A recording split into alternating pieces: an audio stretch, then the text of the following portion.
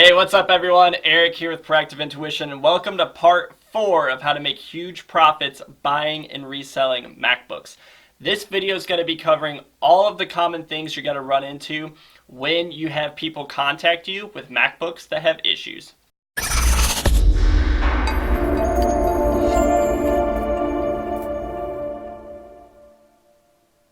Alright guys, so this is part 4, and that means we're getting into some of the more detailed things when it comes to flipping MacBooks. If you guys haven't watched the first 3 videos, go back and watch those. You'll need to watch that before you watch this video.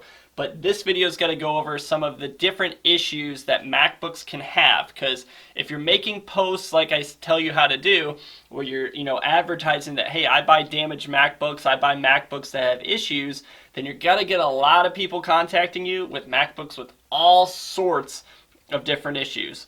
So my number one tip for you guys when it comes to identifying the issues that MacBooks has, if you're ready for it, it is Google. Google the issue. Usually when MacBooks have an issue, if it's popping up an error code or if it's doing something weird, you can just Google the exact issue. And a lot of times it's a very, very easy fix that does not have to take a lot of time. So some of the most common things that you'll see when people contact you is they'll say, hey, I have this MacBook, it won't boot up, it just goes to a blinking folder. And what this means is usually it's just some type of software issue, or it could have an actual hardware issue, like the hard drive could be going bad. It could be a number of different things, but most of the time you just have to go through a proper reset of the MacBook.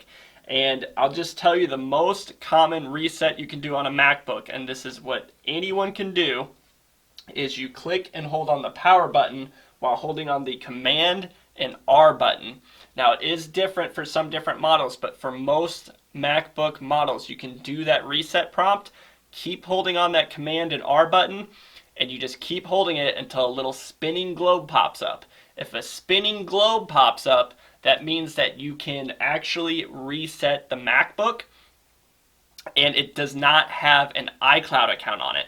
If you go through that prompt and it pops up a little lock code, that means that it's either firmware or iCloud locked, and you're gonna have to do some more creative things to get past that. I'm actually in the works of doing the first firmware locked MacBook, and I'll share that with you guys maybe in the Facebook group. But it's something that's kind of in a gray area that I don't really like to do a lot. This particular scenario, I made the exception to buy the MacBook with it being iCloud and firmware locked, but I usually don't recommend that people buy them that way. So that's the most common thing. I mean, you'll have all types of people hitting you up saying, I'm trying to go through the setup flow, I'm getting this error code.